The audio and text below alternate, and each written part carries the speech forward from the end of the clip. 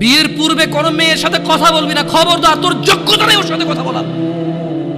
তুই কে রে? বামন হয়ে চাঁদের দিকে হাত বাড়াবি না।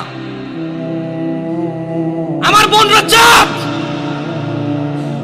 ওয়াল্লাহি যেদিন ইসলামী শাসন আসবে, যেদিন ইমাম মেহেদী আসবে, যেদিন ঈসা আলাইহিস সালাম আবার আসবে, ওনার বোনদের উপর যারা হাত দেবে উনি হাত কেটে ফেলবে।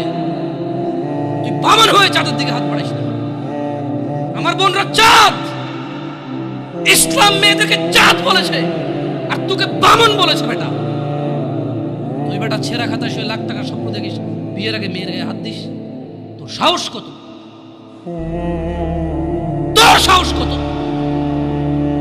তুই জানিস না মুহাম্মদ সাল্লাল্লাহু আলাইহি সাল্লাম বলছে নেক স্ত্রী দুনিয়াতে যা আছে ওর চেয়ে বেশি উত্তম।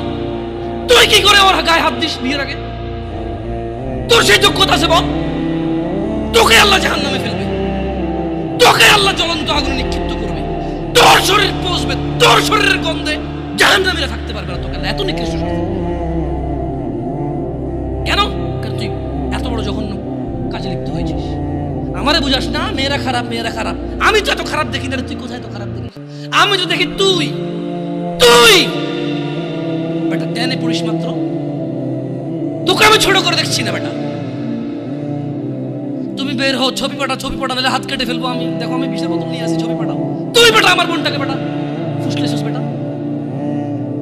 ফাজিল, মেয়েরা খারাপ, মেয়েদের খারাপের কারণে দুনিয়া। তুই কে রে? তুই কি মেয়েরা খারাপ? শোন, আমাদের গ্রামে প্রবাদ আছে, ধর্মীয় কথা না এটা।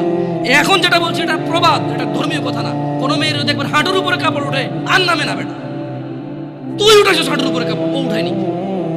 হাঁটু পর্যন্ত তুই উঠাইছস আর এখন সে নামাচ্ছে না। তুই মনে করিস তুই বেঁচে গেছিস না? তুই মনে করিস তুই জিনাই জেনা না? না বেটা, ও তোর সাথে জেনা করেছে, এরপরে তোকে বাদ আরেকজনের সাথে করবে, আরেকজনের সাথে করবে। আর তুই সূচনা, তুই ওকে শিখেছিস এটা, সবগুলো তোর উপরে। তুই নিজের ছোট পাপিষ্ট মনে করিস না? তুই মনে করিস কি হয়েছে, আমি তো একটা চুমাই নিছি। আমি তোকে বলছি ছবি তুলে পাঠাও, টয়লেটে যাও, ব্লাউজ খুলে ছবি তুলে পাঠাও, জামা খুলে ছবি।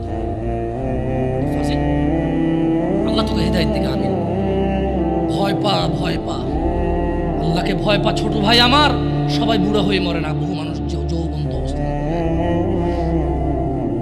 ছোট ভাই আমার, তোর ঘরেও বোন আছে, ভয় পা, আল্লাহকে ভয় পা। তুই এত বড় অপরাধে লিপ্ত হইস না। তুই মেয়েদের হাঁটু পর্যন্ত কাপড় তুলিস না, খবরদার, তুই এটা করিস না।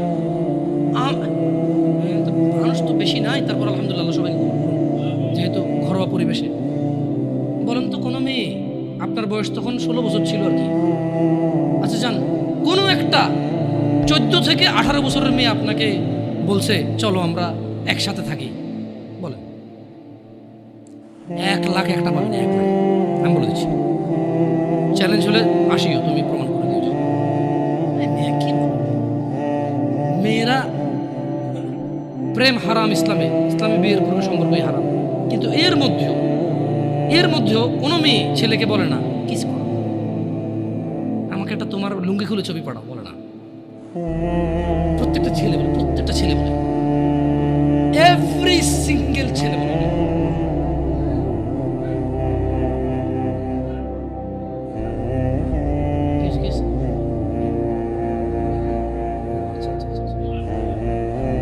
ঠিক আছে, বন্ধ করবো, জানো না, মানুষকে কষ্ট দিয়ে না, আপনার সাউন্ডটা আরো একটু করে কেমন, মানুষজন যাতে কষ্ট না পায়, কেমন? কারণ সবাই বাধ্য না তো। না ঠিক আছে, না জানালাগুলো বন্ধ করে দেন, মানুষ যাতে কষ্ট না পায়, কারণ সবাই তো বাধ্য না। আর সাউন্ড সিস্টেমটাকে আরো তাহলে কি করবেন, মানে এরপরের হালাকা না, নিচে আপনি মাইক লাগাবেন, মাইকের সাউন্ড লিমিট করবেন। আপনি দেখেন, এটা তো টেকনোলজিক্যাল ব্যাপার, রাইট? আমি আপনাদেরকে অনুরোধ করবো, এরপরে আরো অনেকেই আসবে, রাইট? প্রতি মাসেই হয়তো আসে। আপনাদের যেখানে যারা বসে সংশ্লিষ্ট ওই এরিয়াতে যাতে সাউন্ডটা সীমাবদ্ধ থাকে। নিচতলায় তো আর এখানকার সাউন্ড যাবে না, নিচতলায় আলাদা একটা সাউন্ড ওই লাগাই দেন, মাইক্রোফোন লাগাই দেন, মানে স্পিকার, সরি নিচতলায় কি আর একটা, আর মাটিতে বাড়ি দিলে কে যেতে ওঠে, এটা তো ভয়। যাই হোক, তো তোমরা এই অন্যায়টা করবা না। আর যদি তোমাদের মনে হয় যে না, তোমাদেরকে কোনো 16 বছরের 17 বছরের যুবতী